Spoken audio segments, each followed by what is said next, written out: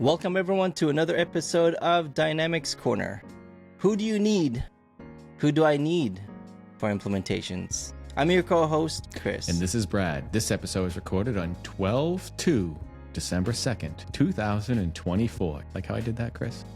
Here we are, just finished up the Thanksgiving holiday. I am still full of cheer and food. And now we're coming into the Christmas holiday season, which is another cheerful and festive holiday season with lots of food. And before we venture into the month of December, we had the opportunity today to speak with this great guest about ERP implementations, what goes into an ERP implementation, and how much information you should put into an ERP implementation. With us today, we had the opportunity to speak with Jenn Claridge.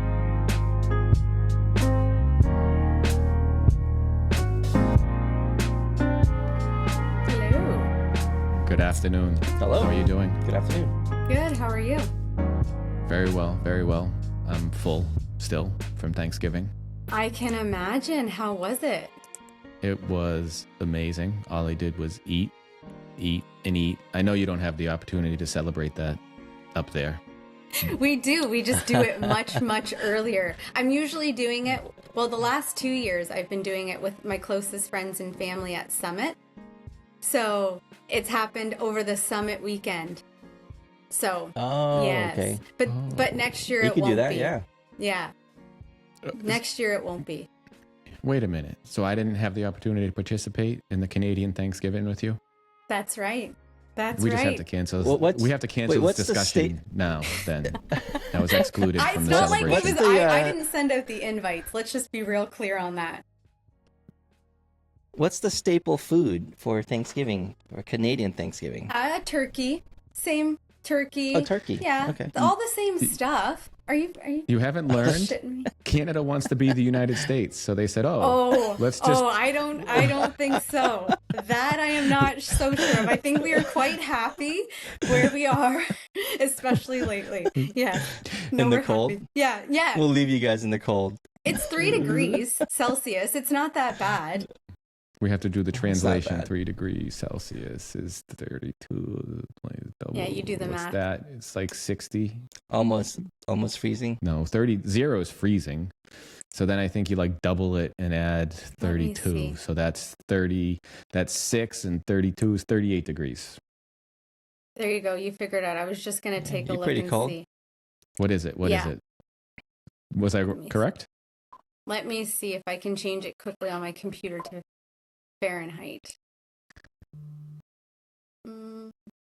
I don't know how to change it. I just got a new computer.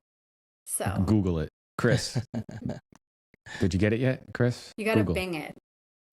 Oh, Wait, Bing, what? Google. Oh, yeah. See? Now she's trying to do like Celsius. the anti. You got to Bing it. Where's this? Anything that Fahrenheit. we say, she'll do the opposite. Just to keep it interesting, keep you on your Yes. toes. That's it. Okay, so 3, right? So yeah, about 38, 37.4. See? Look at 38 that. Look degrees. at Yeah, you're that. pretty close. Well, you yeah. were the Well, I one was caught in a actually snowstorm last time. You were caught in a storm or something. Me or Chris? Chris. Chris was caught in the storm. Not Yeah. I was caught in the storm. Yeah. Yes. Yeah, we had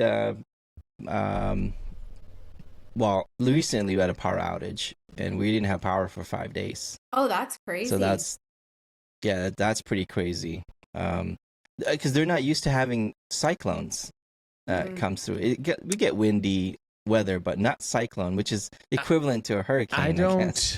don't think it's a matter of them getting used to it or not. I think when you have destruction, a natural disaster, whether it be a cyclone, tornado, or hurricane, I think we're just not used to picking up trees off of power lines. Fair enough. I think Fair enough. I think It's that's not what an it comes everyday down to. thing. It's not what caused it; it's how much damage was caused Exactly. and what it takes to pick it up. But thankfully, we're able to catch up again, and I'm looking forward to Yes. it. And so, just to go back to the Canadian Thanksgiving, because I see it on the calendar here and there, or I hear about, it's Canadian Thanksgiving. It happens. It does happen. Canada, it happens. What is the celebration for Canadian Thanksgiving if they're not copying in the United States? So you guys go above and beyond, like with the parades and the football and everything. Like it's similar but not the same. Like we're not as big on it.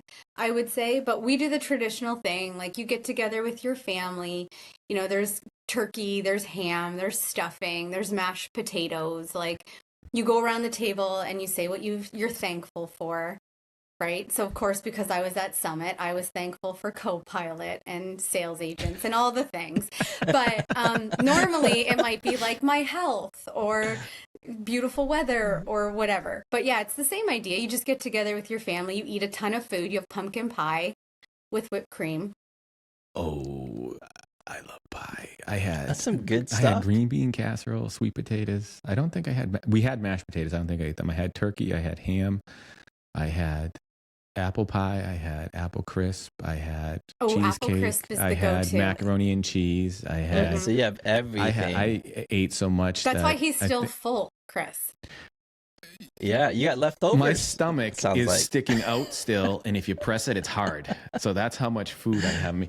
But let's go back to it. Why do you celebrate Thanksgiving? And don't talk about being at Summit because I'm still mad because Chris and I would have crashed the party. We're just thankful people. Is it, well, because Thanksgiving here has a history, right? Yes. So what's the history of Thanksgiving for Canada? Like, why Thanksgiving? I honestly don't know. I just show up to my mom's. She makes dinner because I don't like cooking. I don't know. The history is my mother told me we had to celebrate. Yeah, you show up, you say what you're thankful for, you get along with your brothers. That's how it's always been. That's funny. That's funny. That is funny. Well, you know what? I skipped turkey this year. Did you? I actually went with I skipped turkey. Turkey, it's a little tough to cook if you don't have an oven. I don't have an oven right now because we're doing remodel the kitchen. Okay. Yeah, but after this, maybe we won't do turkey. We typically do ham, but we did brisket this year. Oh, that must be amazing. It's much better than turkey because turkey gets pretty dry if you don't do it right. Smoke a turkey. You can smoke a turkey. I've done fry. smoked turkey before. People, that was a big thing, right? Deep fry turkey. I saw those deep fry videos. Dangerous. I'm not deep frying anything. Dangerous. Yeah. So you don't normally. So what did you guys both do? You got together with your family, I assume. Yes. Yep. Nice. I get together with just family. Chill. Usually there's a lot of eating, a lot of drinking. I do not partake in the drinking because it affects my sleep, and I'm focusing on my sleep. But and it retains food in your system longer. Yes, it impacts you in many ways. But that's same thing that you had mentioned. But we do it because we have a historical reason for it. And depending upon how you look at the story, some look at it differently than others, but it's a historical reason for it. But it's the same thing. Just eat. It is my favorite holiday of the year because there is no pressure. The only pressure is what do I bring? And what I mean by what do I bring? It's not like Christmas. Christmas, a lot of people get anxious about because it's, do I buy a gift to this person? Do I like a gift? And, there's getting together differently. This is the one holiday where it's just to eat and be merry. Get together. Yeah. And unless you're hosting, when you're hosting, it's pretty, it's a lot of pressure and stress because now you got to set the table depending on how many people you have coming now over. we're setting rules on it. Okay. Right. If you're hosting, it's not as fun, but if you're that's true. But Brad doesn't host it, so he keeps it easy. Yeah. He's like, I'm a guest. He got it right. I'm a guest only. I host enough podcasts that I don't need to host Thanksgiving as well. Okay, I've done my part. Jen is my new best friend, and I'm almost going to forgive you for not well, maybe inviting by the me. end of this, we can get there. I'm not going to. I still won't get over not being invited to Summit Thanksgiving because I didn't even know there was a community Summit Thanksgiving this year. And no, this isn't it's a real Canadian thing. Thanksgiving. I just went to Summit in Texas. That's it. There was no, like I said. So you do you see how quickly things Summit? get started? I was at Summit. Wow. Well, then you came. Thanks for saying hi. Actually, now I'm mad at you. Wait, but you said you had Thanksgiving while you were at Summit. No, I just considered that my Thanksgiving.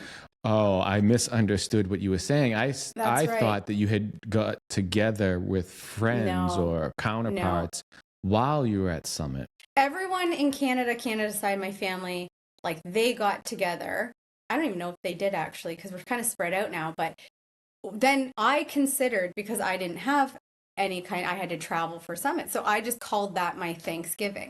So whoever I sat with for lunch that day, I said, thanks, what are you guys grateful for? And we made it our thing.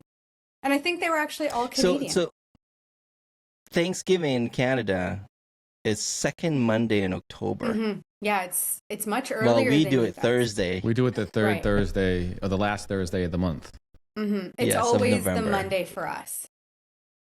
See, they're always trying. But why, Chris? You know why? Because we know what you do. We know when it is, but why is it there?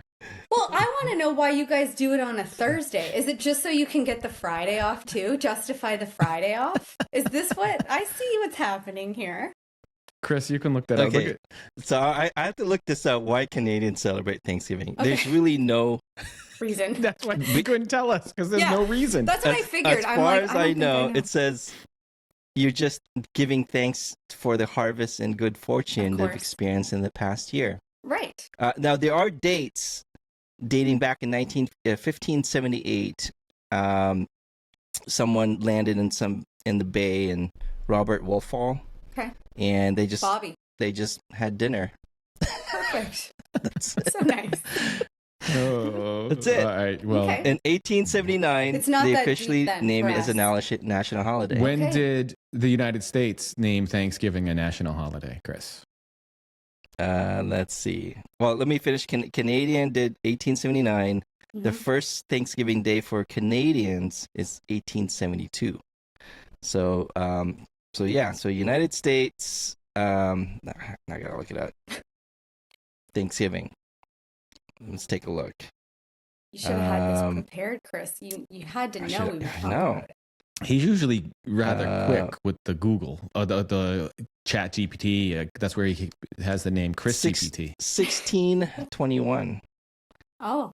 Well, it's linked back. So the national 1863. See, Wow. Canada Canada. was 1872, 1879. So maybe that was like, hey, we could get a couple extra days off. Let's have one of these Thanksgivings, Make it But a we'll national. do it on a Monday just so that they don't catch on to us. Well, you get a Right. long weekend. Well, that's exactly it. But you guys get an extra long weekend because you do it Not on the everybody Thursday and everyone has takes the the Friday off after Thanksgiving. Most people will probably give take it a float vacation day. holidays, and most people Mhm. will take the day off. But it's Right. not a holiday the day after Thanksgiving. Some places. Okay, let me take that back. First Thanksgiving was Thursday, November 26, 1789. Yes, Oh. that's why it's on Thursday. Okay, Yeah. so then you kept that tradition of keeping it as a Thursday. Correct. Perfect. And because we just made ours up, we said, hey, let's always get a long weekend. We'll do it on Monday. Correct. Perfect. Well, No, they said, hey, Great the planning. United States are doing it. We should do They the said same the U.S. thing. is doing it on Thursday. They may or may not get Friday off for a 4-day weekend. Let us Right. happen on Monday. We really don't have a reason for it, but if the No. U.S. can pull off a long weekend, we can. And it's worked out for clearly a very long time. Yes. So as long as Yes. I've been And- around. And I'm sure a lot longer. 21 years. After you're only 21? No. I didn't know that. But the fact that you question that, really, I'm thankful for that. You should be thankful for that. And we're also thankful to speak with you today because I had a lot of questions or topics or points in Okay. my mind that I wanted to speak with you. But before we do that, now that we have Thanksgiving out of the way and we know that you're 21, would Right. you mind telling us a little bit about yourself? Yeah, so my name's Jenn Claridge. I'm the vice president of the ERP practice at Sabre. So we're a manufacturing vertical focus partner that focuses on the ERP implementations, Business Central, out of Canada. So we do mostly remote, but we do all fixed fee in the manufacturing space. So I've been with Sabre since 2008. So, close to my whole life. That's what I was But going to say. I mean, a long time. You must have been about, 5 when you started working there. I'm an overachiever. So yeah, I've been here since 2008. So I started as a consultant.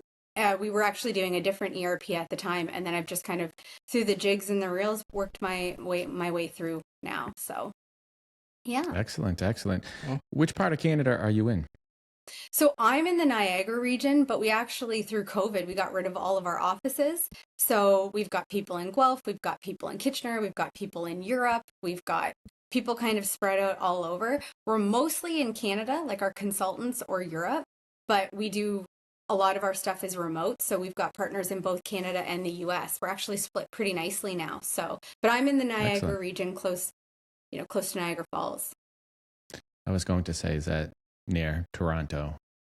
So it's Maybe about Toronto? an hour and 15 from Toronto. Niagara, yeah. But you can go right over the border to Buffalo. Yeah, it's perfect because I'm in the middle of the Buffalo airport and the Toronto airport. So when I'm looking to fly out, I just look at the best flights, and I do try and avoid Toronto just because of the traffic. But yeah, it's pretty central. It works out really, really well. So Sabre is a fully remote organization with consultants in the United States, Canada, and Europe, and you focus on manufacturing implementations for Business Central. Right. Excellent. So we do only manufacturing. We don't really do the food processing, but everything else. So we're really focused in engineer to order, repetitive production, really all the other modes. Excellent. It's nice. Wow. And that fully remote, it can be challenging in a sense for sometimes for the talent that you have working at an organization, I think, to feel included. So I'm sure you. So we do different things. Like on Tuesday, we do like a big meeting, and it's really just like a water cooler. Like we really spend about an hour and we just sort of talk about like life and what's going on. And we do a little bit of business stuff. So we'll talk a little bit about sales and marketing and things that are coming up. But a lot of it is just to feel like that collegial, feel connected, learn about each other, kind of try and keep that relationship. And we do some things together, like so for Christmas we'll get together locally if we can, and then we'll try and put up like a Teams meeting or something so that people can call in and have a chat. But we do a little bit on site, but I would say it's like very rare. Customers don't really need it anymore, and they don't want to pay for it. They don't want to commit to a full day of a consultant being on site. So, we were starting to do that quite a while ago, and it just works out really well for us. And then we would go to the office, but then half the time people weren't there. So when our lease went up, we just kind of said, let's not renew it. And it's actually worked out super well. So I think that does work out well. And thankfully, with technology, as you hit on a couple points with the customers, the full day on site, or even if you have a full travel day on either end for a consultant, that's a little wear and tear on them. Right. There's also an additional expense, but when you're on site with a customer, if you're there all day, then they're disrupted for an entire day. So not going into the office gives you the opportunity to have half-day sessions or 1 or 2 hour sessions without the travel, the burden around it. That's great. And then also even dealing with traffic too. I mean, going into the office, the amount of time that you waste just sitting in traffic. Oh, yes. Well, back when I started, and if you total that your career 15 years ago, it was all you're on site. Right? Like it was customers wanted you there. So it was the same thing, like 3-4 days. I'm driving to Toronto. I'm getting speeding tickets at times. You know what I mean? But you're going, it's exhausting. Then you're running back. It's a lot to balance. You would show up and half the time you're waiting around for the first hour anyway, because they're rolling in and they've got to check their email and they've got to touch base with Bill before they can come over, Karen or whoever it is. So I found a lot of the times you're having actually a constructive like 4, 5, 6 hours because the time that they can commit to you is less. So when you do the remote, it allows you to see 3-4 customers in a day, and they get fatigued, right? Like they can only handle an hour and a half. We have some customers, this is their first ERP implementation. So it's very overwhelming for them. So once they hit that hour mark, they're starting to glaze over. They're starting to feel overwhelmed. There's the whole change management side of things. You've got to kind of wean them in. So it's been nice because there isn't that added pressure to try and make the most of the mileage or the travel because you know that you've only got that hour. Yeah, I agree that hitting that 90-minute even discovery sessions, it's tough because information details falls apart as you get to 90 minutes. Like good hour and giving yourself 30 minutes after, even if you have to need that extra 30 minutes to collect your notes with Copilot, makes it easy now. But 90 minutes, I mean, I've seen people just like they're thinking about something else now. They're You've surfing the lost internet. them. And if their you, cameras are you on, do. you can Yes. almost see the moment, right? Where they're Yes. starting to kind of, you can see that they're on a second screen or whatever. Yeah. No, it's those short, direct meetings, which also is the one we wanted to talk about, which gets me why people book back to back to back to back meetings, because if you put me 3 meetings for an hour in a row, by the time I finish the third one, I don't even remember the first one. Right. You know, it's hard. It's the same thing when you go to have the meetings with customers or with anybody. You both made valid points that there is a certain point where you lose them, and then they start worrying about, oh, I'm missing the emails from this. Oh, there's a shipping problem that I need to address, but I have to focus on this for an hour or so. It gives them the opportunity to do so. So good. I'm learning a lot. Good. I like that. So you work with ERP implementations, and you said that you have a customer working with the first time for an ERP implementation. You've worked with ERP implementations, and Chris, this kind of goes to you. I haven't had a chance to speak with you about this yet either, believe it or not, in all the times that we talk. How much detail should go into an ERP system? This is a blanket question, but when someone's going through an ERP implementation and they're working on either migrating from an external system into it, and that external system could be a piece of paper, right? So somebody's tracking their business somewhere. But if you take a look at Business Central, you have something with items, right? We're talking about manufacturing. You have items. Items have categories. Items have attributes, right? There's a lot of opportunity to enter data into the system. How do you work through with a customer to determine what level of detail or data that they put into the system? It's a very vague and broad question, I know. It's like such a vague question, but it's like, it's so opportunistic, I would say, right? And I think throughout kind of twice a year, we hear about all the new releases, and we hear about Copilot and AI and sales agents and all the things that people can do, and it can be overwhelming. And I think what happens is that we can sometimes get so lost in the setups and the features and everything that we can do. I think one of the big things we need to focus on is the information and the questions. What are your current business processes? What is working well? What information are you collecting today? What can't you do because you're not collecting a certain piece of information? And look more at, what are your customers asking you for? What are your vendors asking you for? Your managers asking you for? Try and make it, there's a saying, make it as simple as you possibly can without making it any simpler. And that's really what you want to do, is start with, what is it that you currently collect? What is it that you fundamentally, your business is suffering? Maybe this is why you're getting the ERP system. What are you missing? And then sort of just start there. And then from there, have users pilot, have users give you feedback on what more you need, right? Like, oh, I need more categorizations in the attributes or in the data, but don't turn something on or ask someone to collect something just in case somebody might need to analyze it later. And I think that's a mistake that gets made. I see that a lot, and that's where this question comes to mind. Is I've talked with individuals through implementations, and you explain item categories, for example, because it's I've used items, one, because you work with specialize in manufacturing implementations, and two, items are one area where it can really get draining because you have item categories. How do you categorize your items? And I've seen some implementations where they have so many categories that it's overwhelming, and I don't even know how they analyze it because it's overwhelming. And then you add the attributes to it, and they get hung up on the implementation because they're trying to figure out a way to categorize their items. I've even had conversations with someone, something as simple as a customer posting group, and they wanted to go through and put as much detail as possible into a customer posting group, and it became overwhelming. And it seems to add to the you mentioned change management, but the comfortableness of moving to a new system or a different system or upgrading it.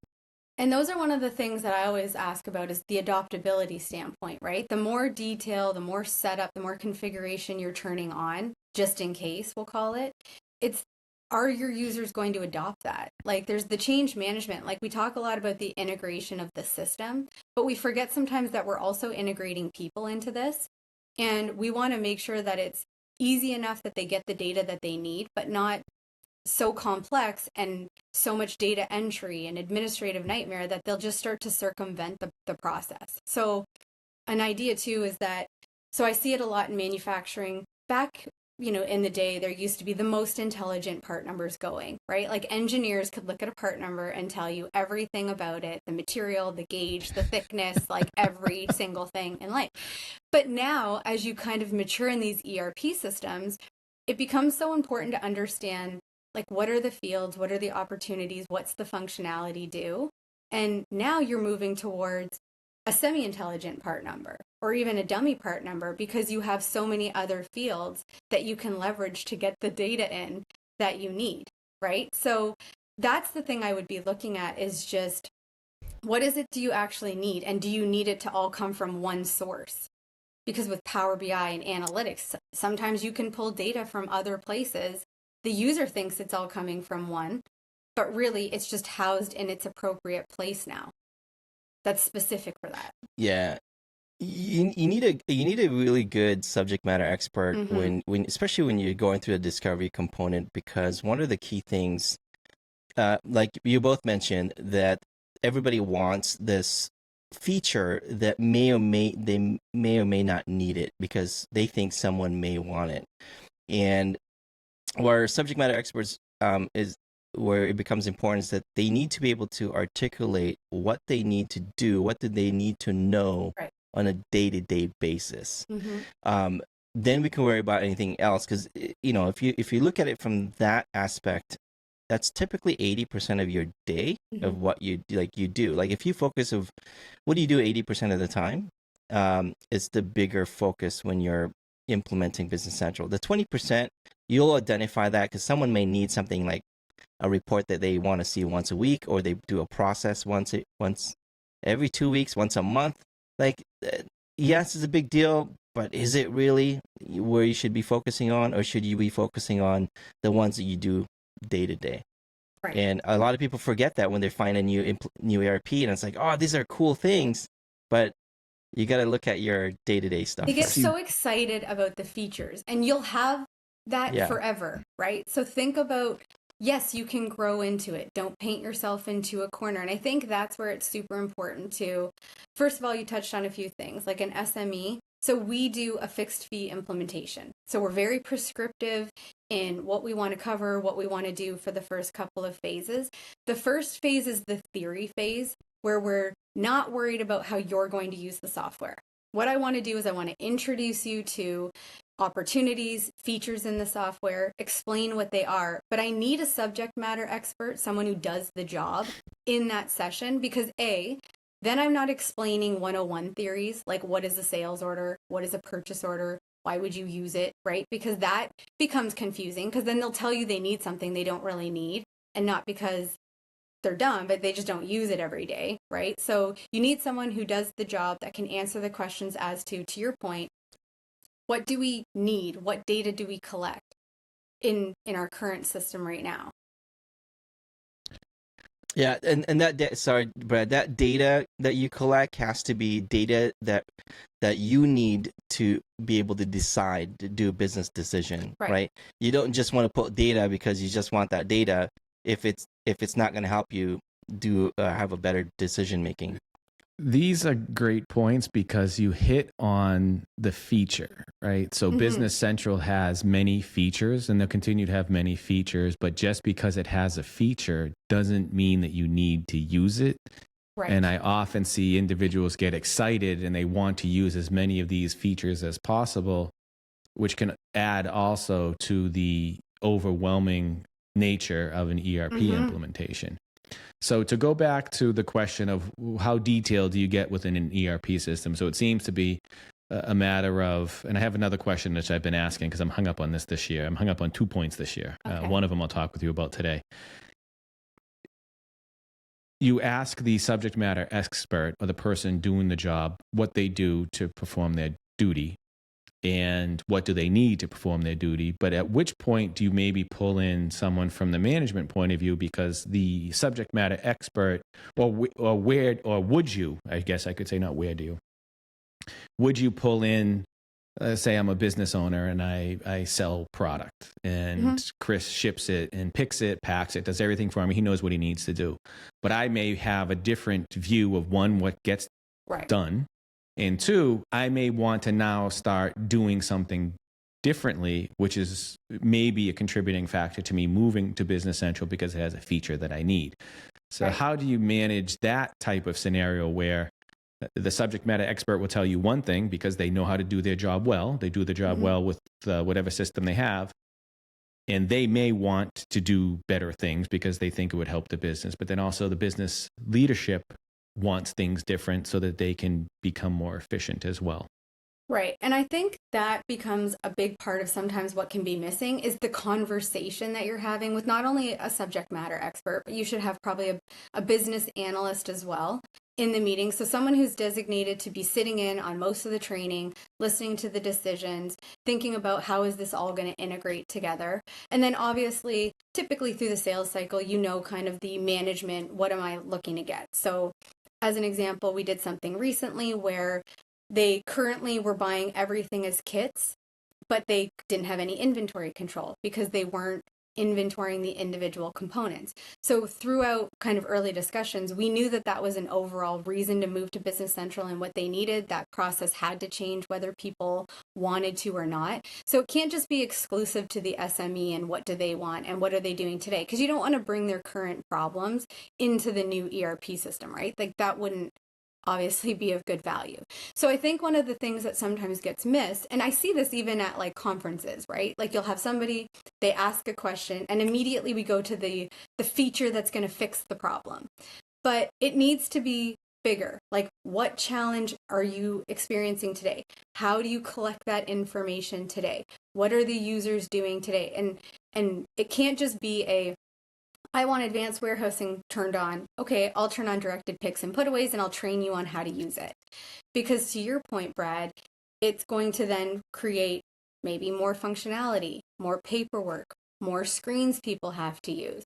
Like, does that really make sense for the business? So I think what we need to do is really dig into what they're doing today, what the problems that they're having are, and then ask them, like really press them on why they need things or how they intend to use it, and get the feedback of other people, not just one, to value that you're doing everything for the greater good, right? Like you're not just a trainer who's saying, hey, what do you need? I'll turn it on and show you how to use it. Like that to me isn't consulting, that's training.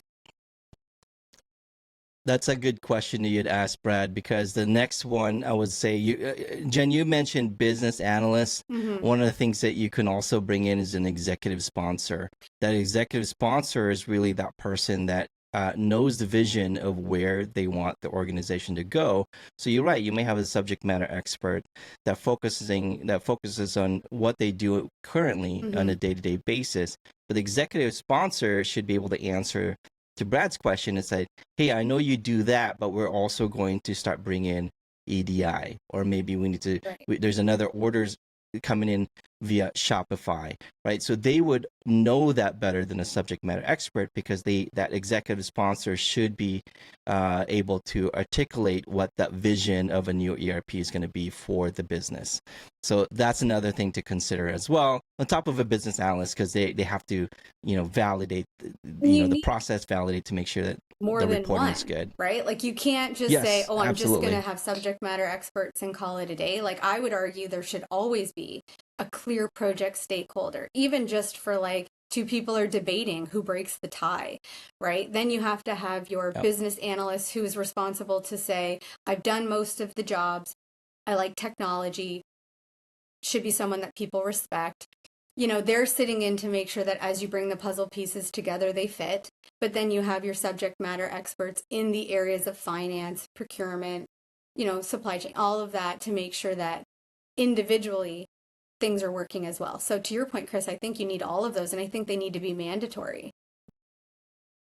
Are you saying this is a team sport? It's a team sport. Not an individual sport? Yeah, football. Let's do football, because you guys just had Thanksgiving. And it's like lacrosse, right? Yeah. That's a Canadian sport, right? Lacrosse. I really like lacrosse. Yes. Boston Bruins. That's all I have to say to you. Fun fact, my aunt is married to a gentleman whose nephew is Brad Marchand. So I think I explained that really funny, but technically he's like my second or third cousin. So my husband always tells me he'll believe that when he sees the tickets, but that is a true story. I think that you should get both your husband and me tickets up at just the garden. To prove this. Just to prove the fact, and you can just tell him, he'll say, why is this guy going with me? Just say, because he's a New Englander. So yes, he can. I don't even need to explain. No, just that's Marchand's great too. Mm-hmm. I really like him. So yeah. But to go back to this, you hit on something else that I wanted to ask, which I talked about as a point. So going through an implementation, asking why. Mm-hmm. And that's something I've always been a fan of or in favor of, is asking why until you have the lowest level answer, because some people get offended when you say why all the time. But to me, when you're going through an implementation, go back to consulting versus training, which was an amazing point. If I'm just sitting there doing what you're telling me to do, I'm setting it up and I'm just training it for you. The value comes in with the business consulting to help them determine what's the best use of the application for them to be the most efficient and have the best results of the implementation. But ask why, because it's either going to validate, to reiterate what you said, it's either going to validate what you're saying is real because you can explain it, versus the why, because we've always done it that way. And nobody knows why you're doing it, but this is now becomes a requirement, which brings me into the point of something that I get hung up on. And you talked around it a little bit with saying, we just have to set this up and I'll just do this for you.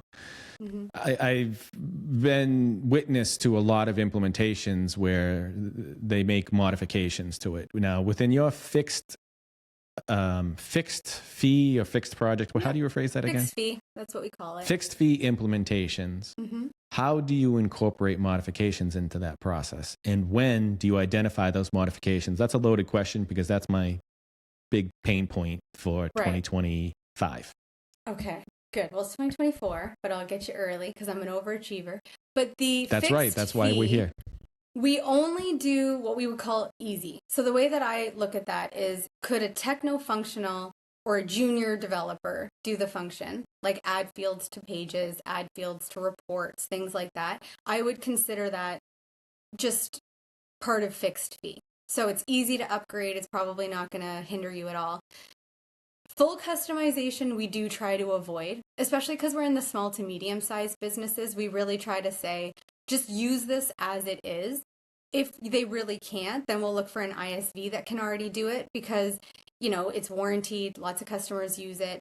If we really do need it, there is a provision in the beginning in our quotes that says, we think you'll need 20 hours of customization or 30 hours of customization. And we'll include that. And then it kind of goes later towards the scoping. So you'll get it in your budget quote, so you can ask your boss for approval of that. If we get into the implementation and people really adopt the out of the box, or they can leverage Power Automate or, Power Pages or something like that, then they save that money. So they don't get billed for that unless they actually need it.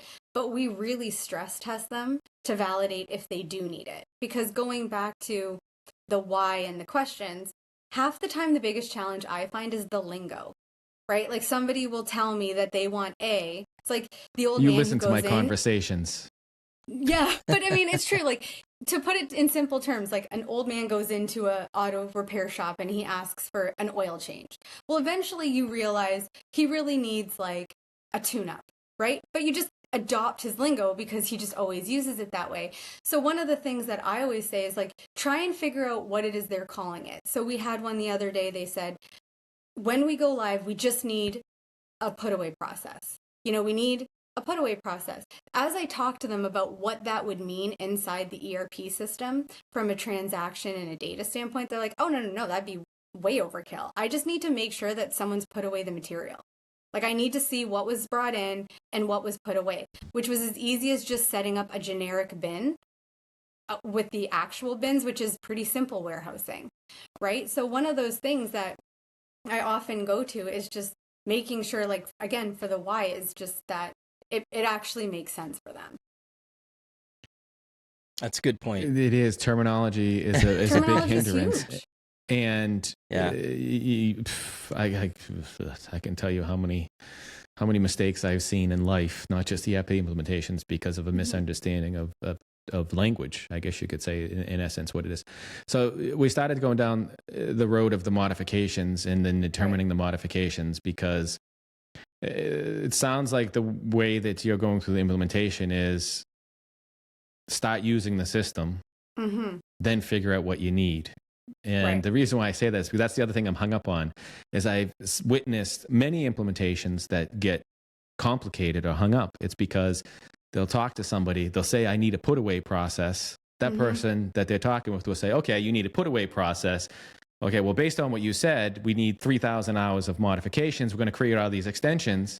Right. And you need handheld devices and everything. And nobody's touched the software yet. So Well, here and they are working on modifications based on someone who's helping them with an implementation, not doubting them and their ability to implement by any means, but just maybe through miscommunication or misunderstanding, they now spent a lot of time and money on a modification to do a process when no one's even touched the system to see if the system does exactly what they need. So for us, we'll queue up your requests, your modifications. Like I have a system, it's online, you can log into it at any point to see all the things you've asked for throughout the implementation. But I'm not going to actually release any of those until about the 5th phase of the project, because I need you to go through sort of this is what the system can do, here's your opportunities. I need you to go through sort of an advanced training where you're hands-on. And you're probably bringing more people in at that point, right? The people that are the doozers who need to click the buttons and move things through now that some decisions have been made. They need to pilot, maybe even for a little bit, to start seeing how it's fleshing through, how it's executing. And then later down the line, if you tell me you still need a modification, I'm more inclined to say, okay, you've used the system enough that you've proven it to me that you really do need this for some business value. It's adding a competitive edge for you. It's adding a business value for you.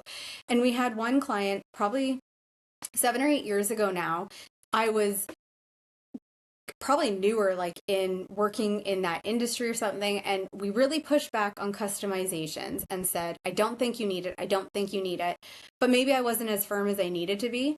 And what happened was they were steadfast that they needed it. So we let them do it. They're actually now a testimonial customer for saying, just listen to Sabre when they say you don't need it.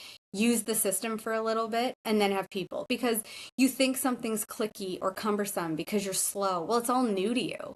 It was probably clicky and cumbersome, and you were probably slow when you started using, GP 20 years ago, or Visual, or whatever ERP, Sage, whatever you had.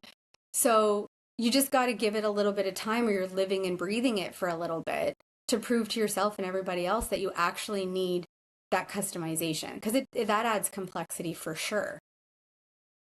It so does. And that's my pitch for 2025 is how can we ensure or validate that the modifications that are being made, which add complexity and sometimes stall implementations because that modification introduces new challenges, that modification isn't translated properly from the language of what they wanted without someone looking at it. And I see so many customers get stuck, and there's battles and issues because somebody was in to modify or said they needed a modification before they even clicked a new customer. Right. And they'll use it as an excuse down the road too for not testing. Well, and you see that with so again, I'll go back to the advanced warehousing, right?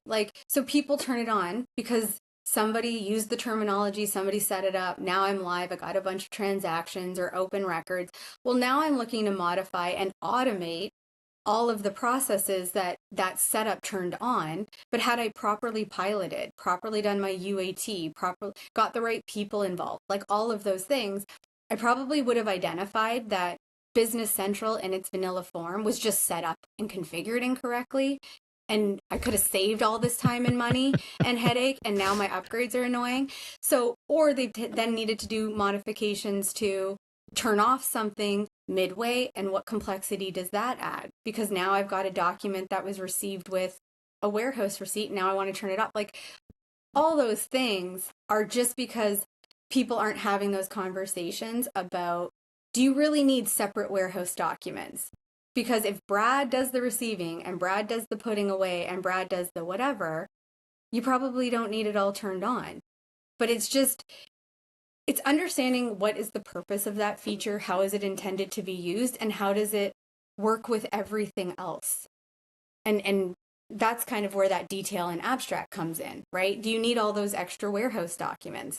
If the answer is no, then look for other opportunities to still get a put away process. Yeah. So as an example, going back to the fixed fee model, we're talking about a lot of the processes of basically preparation, right? To have a successful implementation, do as much preparation as you can. That preparation can be discovery, testing, training, using the system. Out of curiosity, and if any of these you can't answer, that's fine. Is the discovery process part of the fixed fee implementation? Yes, it is. And okay. And what is involved in that discovery process, and how long should someone expect to take through the discovery process? So I would almost argue that the discovery happens in like the kickoff. There's a designated discovery call, which is for each of the individual areas, but it also goes into the theory as well, right? Because there's certain things that I would call like oxygen, where you'll forget to tell me because it's just so obvious and everyday to you that it'll come out as I start to show you the features inside of Business Central. You'll be like, oh yeah, and by the way, we also do this. But I would say it's easier with us because we only do manufacturing. So, for 20 years, all I've ever done is manufacturing. So it's a lot easier, even when you're using the wrong terminology or explaining a process, for me to understand, oh, you would probably have these challenges, or, oh, this is what you mean when you say that. But I would definitely say that you're looking at like 2 to 3 weeks, probably at least an hour and a half, maybe more per functional area of sessions where you're asking them, show me process documents you may have created, walk me through entering in an order. I always say, pretend like you won the lottery and you're going to Fiji and you're not taking me, so I'm mad at that, but I'm your replacement, so you have to show me your function. Show me and walk me through it in the screens. If somebody wins the lottery and is going to Fiji, I don't think they're going to spend much time with you. Well, they could take me. I'm fun. I'm very fun. We're not going to do BC. I mean, I can let that go for Fiji, for the beach. We're going to do beach time. Yeah. But they still wouldn't teach you. And why would they take you? Why not? You can't even get Bruins tickets. Because they're good people. Why not? Why can't you take me? Just take me. But I do say to them, like, train me as if you're leaving. Like, I have to do your job now. So try to leave no stone unturned. Show me your screen. Show me your reports. What information are you responsible to send out? What information are you responsible to bring in? As part of the discovery, I ask them as well. So we don't do their forms modifications because they can be simple or they could be super complex. So we train them on how to do that. We'll help them to do it. But that's another thing where I'll ask for their existing documents, not for the purposes of recreating those reports, but for the purposes of making sure that I'm collecting the data inside of the ERP through the training to make sure that data has a field so it can be printed on a form, on a Power BI report, on whichever. So again, if I don't look at those, I could be over abstracting their process and not getting them to collect the data. And then later when they're going to run the reports, they're like, well, how come I can't get the heat number? Well, where are we collecting that? I didn't know that was part of your process. So it's not only talking to them, but it's looking at their forms, it's looking at their reports, it's talking to other people around them just to kind of get a sense. I like that approach. In essence, you're doing the job with them. Yeah. Instead of listening to what they're having to say. I like that also. I picked up on the oxygen. It's just there and you take it for granted. And you do. And sometimes people leave out details until they go live and they say, oh, where do I find that heat number? And Right. you say, you've never told me about the heat number. Oh, yes, I did. Right. Back on January 2nd when we were talking about Thanksgiving. It's a lot of information both ways, right? When they're teaching me It about is. their processes, it's a lot of information. So that's where I try and document in the beginning, like, okay, which features do I know for sure I need to show them? Or what extra piece of information might seem like something that I need to collect in a different space that isn't there, which might be just like a new field to a page or something trivial, or it might be a full customization and truly something more. But the thing is that you want to just make sure that you're kind of getting through the oxygen. And that's why I always say to people, I hate the word training. I'm never going to train you. This is a series of workshops where we're working on an agile approach where I'm going to set a little bit up for you based on what I know of your industry, what I learned in the discovery. But then you're going to see things. You're going to use the system. You're going to play with it a bit. And then you're going to give me a feedback loop on, oh, you missed this, or this is too cumbersome, or this won't work for me, or whichever. So it's not, I set it up, I train you, and you go live. It's collaborative. And then we're kind of building on it. And that's where I'll usually start smaller.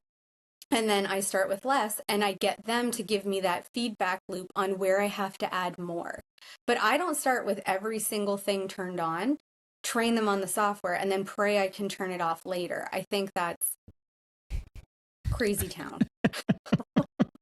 That's a dangerous thing to do, is turn on everything. Well, that it is. It's also almost, and then turn it off. It's also like going through and say, here's the sales and receivable setup, and someone's like, okay, well, what does this option do? What does this option do? What does this option do? What does this option do? And I need that. Oh, I don't need that. Oh, well, we could use that now. And they're totally guessing at it, right? Because they don't use the software every day. So they're making an assumption on what it is they think they're hearing. Or to your point, and that's where like it can go wild, where they're like, oh, but that would be great. We don't do that today, but that would be great. And it's like, oh, geez. So what you want to do is just sort of start with your baseline. What are you doing today? Or what problem are you facing today that you're truly facing? Like I said, in the client scenario where they couldn't properly manage their inventory. And then you're going to build on it. So first you're going to start with your low-hanging fruit. Like, what are things that you can clear? Like, a lot of the times, this is a crazy one. They'll say, is there a place in BC for me to reference the vendor's part number and my part number? So it's like, of course, you're going to show them that and you're going to use that feature, right? But the more advanced stuff, the stuff that's harder to turn off, that's where you really want to qualify it.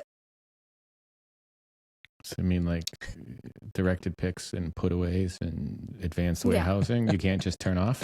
No.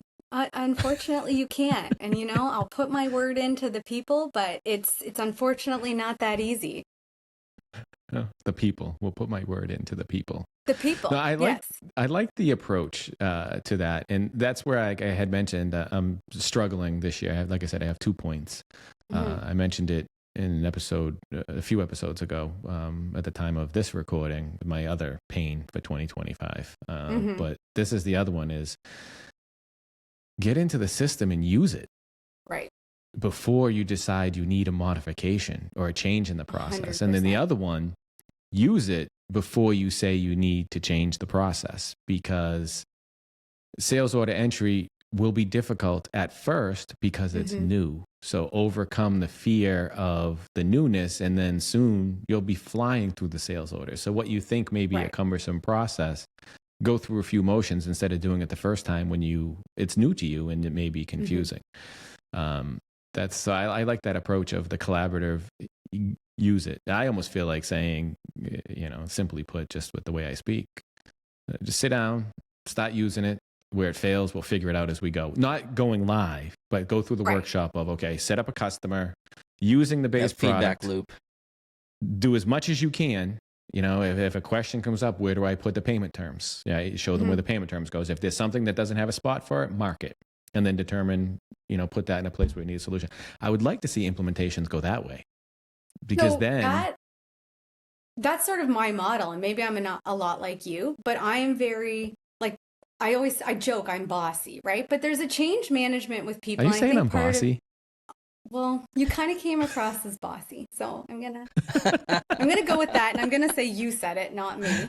But so as we go, you're kind of building a trust with people, and that's where I think like you want to build that relationship and that trust with your clients, because you want them to just even like take your word for it. So I will be that blunt in an implementation. Like I will say, look, I've set it up this way. I'm 90% sure based on what you've told me, based on your industry, based on what I know, that this is correct. There'll be areas to tweak it, but just do it this way.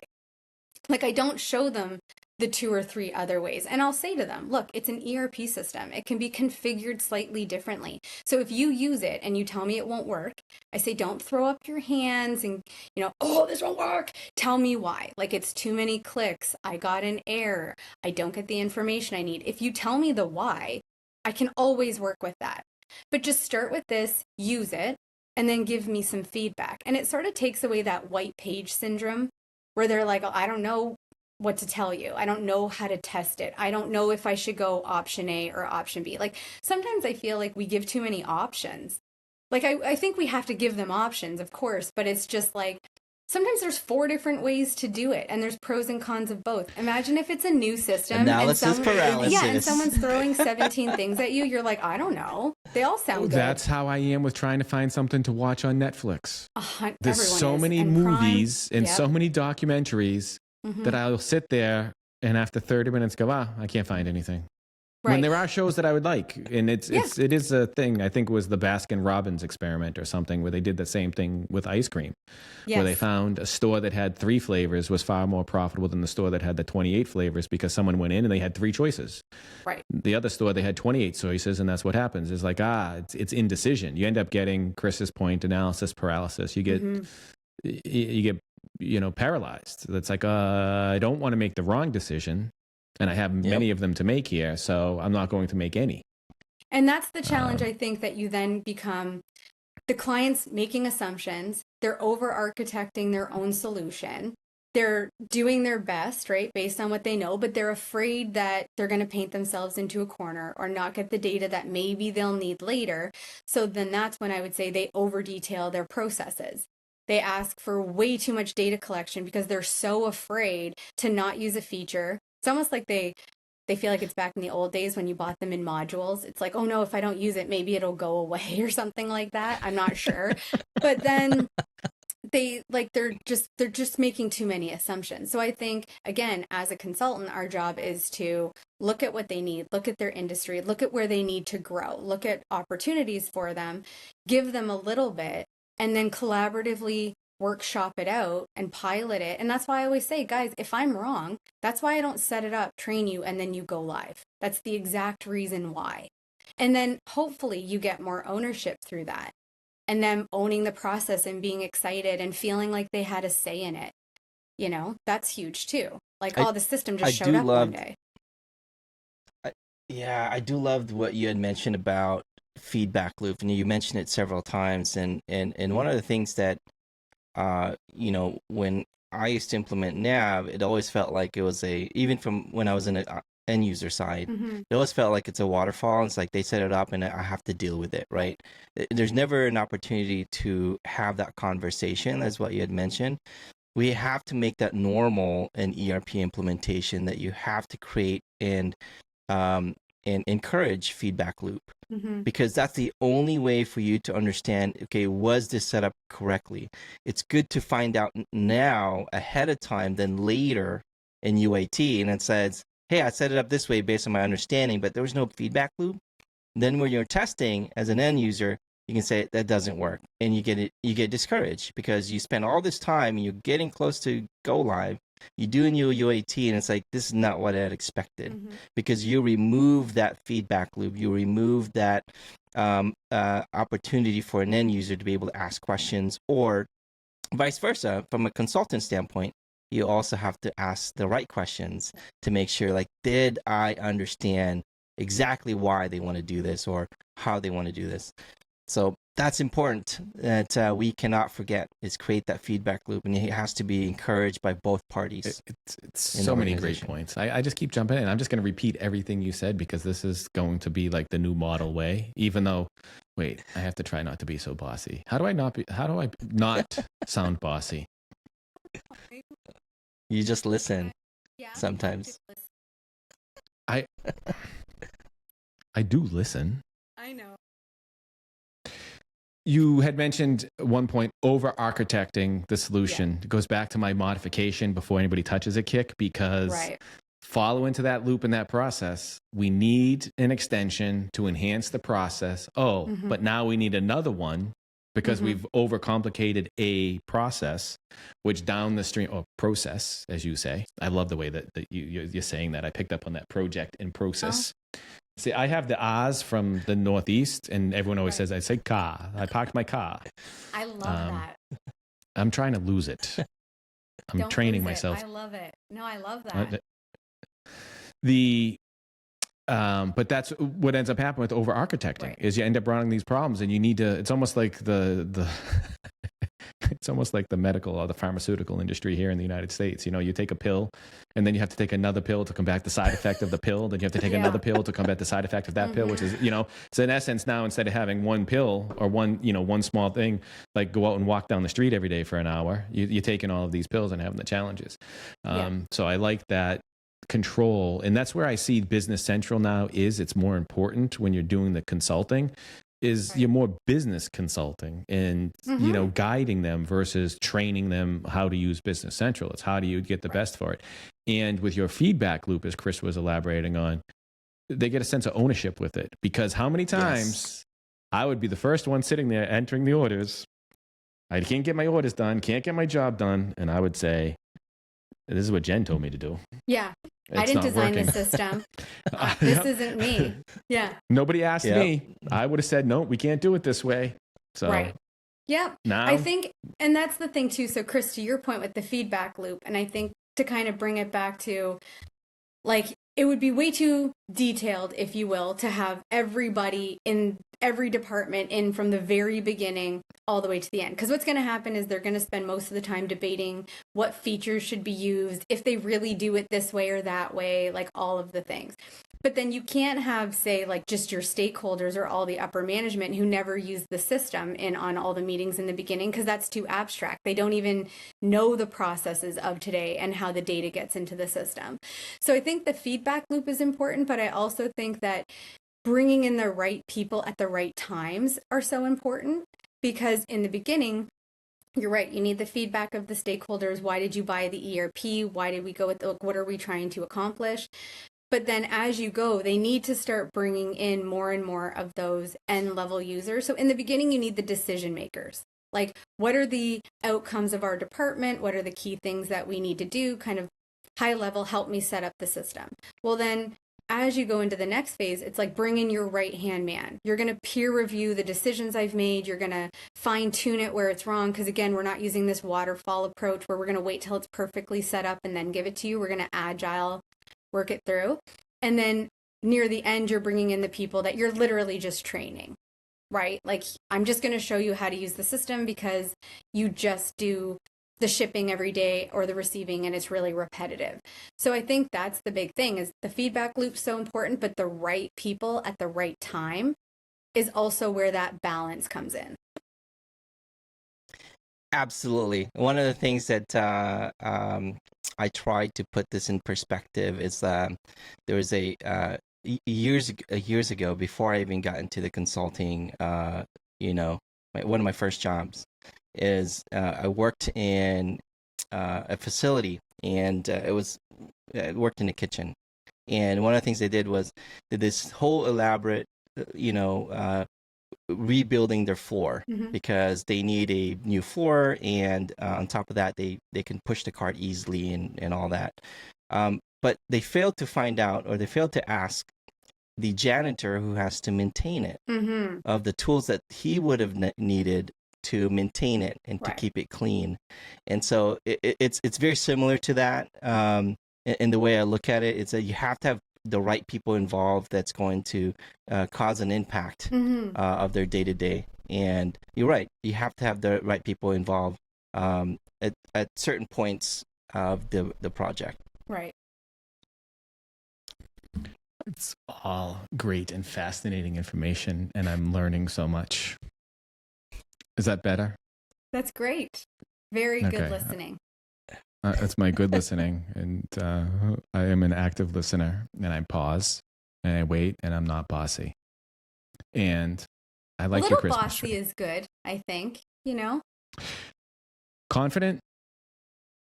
I think, yeah, confident is good, right? Like, and that's part of where, like, I was trying to lead to with, like, us, because we do manufacturing all day, every day. It's easy to kind of be confident because I probably know the issues that they're having. I probably know what's worked well and not worked well over the past, like, 16 years of consulting kind of thing. So it's one of those things where I think confidence is the right word. Like, you want to have, and you want your consultants to, have the confidence to challenge you a little bit, because you can have a difficult customer and it's like, no, I need that. I need the most advanced warehousing setup. I need it. Now here's all the reasons why. And sometimes they really don't. So you need someone that's really confident in what they're telling them to kind of sell them on the idea. And to your point, get them to actually use it. Like, just start using it. You can yell at me, curse at me, tell me I'm wrong in 2 weeks, but you have to tell me that you've used it and how much, and show me what you did. And then if you want to curse me out at the end of it, go ahead, right? But you've got to do it, or just do it this way. I think confidence is good. Good. I won't be bossy. Confidence. I'll be confident. Confidence is needed to say no too, right? Because that's an important thing when you're a consultant. Like, no, don't do it that way. Right. That requires confidence. Yeah, and here's all the reasons some consultants are like, why. yeah, let's do it your way. Well, it goes back. Like, it goes back to Jen's point. You're not just training and doing what they say, you're consulting with them, right? Whereas if you say yes, and you don't say no, then you're not guiding them through their journey of an ERP implementation. See, to me, everything's a journey. See, the everything's customer's a journey. Through. Yes, that's right. is. Just like The Bachelor. But what I would say is, what is The Bachelor? They always say that, thank you for coming on this journey with me. Don't you watch The Bachelor? The Bachelorette? Oh, no. You're a lost cause. I had confidence. But... Why would I want to watch The Bachelor? Yes, The Bachelorette? Put it on the to-do list. Although you have enough that you can't decide what to watch just yet. I don't have television. I have like Netflix and such like that. I don't have cable television. I'm the same. Just like Netflix, Prime. I don't. So have is cable. Bachelor? I don't even. I heard about The Bachelor. I've never watched it, but I'm not living under a rock where I know about it. But that's just not my type of television show. Fair enough. But they also go on journeys. Yes. Well, it is. It's a journey, and that's what you try it on your next ERP implementation. Say, now we're going to go on the journey of implementing Business Central. But we're going to start off. Right. Yes. Right. I've been on this journey kick. I say it more from development. I've been talking with some others about like a development journey and learning Business Central AL development, but I think we can transition that over to now the ERP journey. It's so true, right? And that's where you have to go in. You have to think of it like a journey. This is something where I'm going to learn a little bit about it. I'm going to play with it. I'm going to decide if it's got something that I need that I don't have. And then I'm going to look for ISVs that are out there. And then to your point, like, it's not meant to be, I think, 100% fit for every company, for every vertical. Like, they design it in such a way that you've got the ISVs and potentially the ability to customize should it truly be like required and needed. But I do think that it just becomes a matter of making sure that you're actually validating that first. I like that. Well, Miss Jenn, thank you very much. Mrs. Jenn, thank you very much. What do you go by? Jen. Yeah, Mrs. Jenn. Mrs. Jenn. Mrs. Jenn. Whatever. Miss Jenn. Yes. He's like a teacher. He's like a teacher. Well, I have to not be bossy, so I'm trying to like come down to be passive. You did fine. Yeah, you did fine. You did well there. Okay. It was confident. Well, we have you reserved for another conversation in the future. Yes. I don't know if you remember. I do. I will not be as bossy then. I will change my disposition. You'll have some Christmas cheer infused into you. No. No?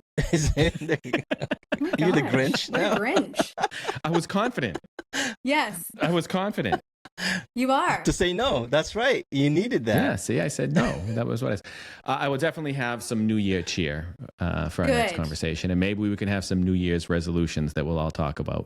Sure. Not that I believe in New Year's resolutions, because I think you should make changes throughout the year. You don't need a specific holiday for it. But I guess some people need that for it. See, it's just like when you go to the gym, January, all the way from January through mid-February, it's packed. Right. Then after about Valentine's Day, it goes back to dead. Yeah, March. So, everyone's just regretting it. Yes.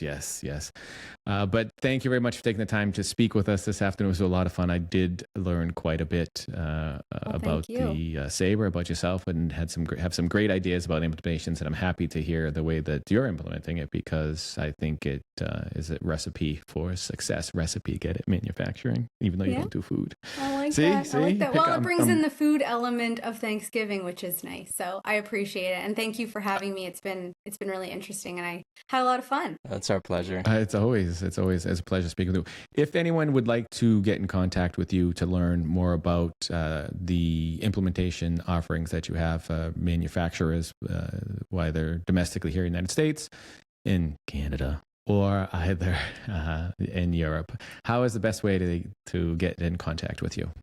So just on the web is probably the best way. So sabrelimited.com, and then there's a bookings link on there to reach out and do more there. Or you can even just use the good old fashioned phone like the old days. So yeah, we have one of those still, 519-585-7524. But the website is the best way, and you can book a meeting from there as well. Excellent. Phone. You threw me on that one. It's like a fax. Do you dial? Do you dial? Yeah. Rotary. I remember the rotary phones.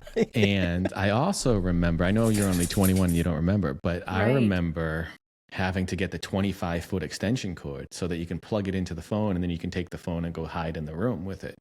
And then or also someone else walk pick up the phone. Mm-hmm. Yes. And then also, do you remember call waiting? Where they go beep, beep, and then you could click over. So if someone was on the phone, it was busy.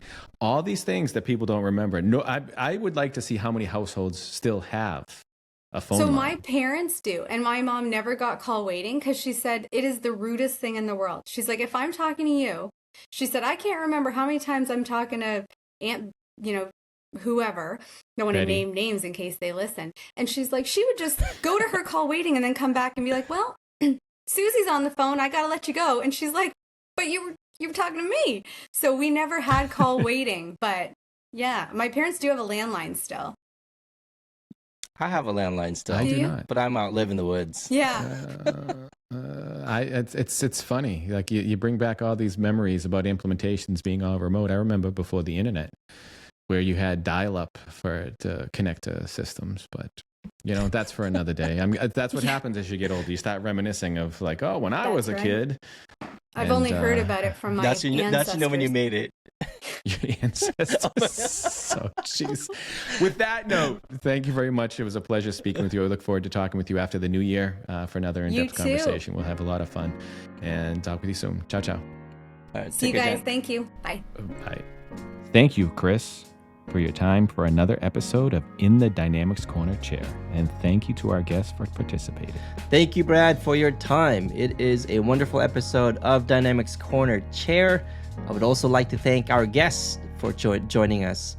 Thank you for all of our listeners tuning in as well. You can find Brad at developerlife.com. That is DVLPRLIFE.com. And you can interact with them via Twitter, DVLPRLIFE. You can also find me at matalino.io, MATALINO.io. And my Twitter handle is matalino16. And you can see those links down below in the show notes. Again, thank you, everyone. Thank you, and take care.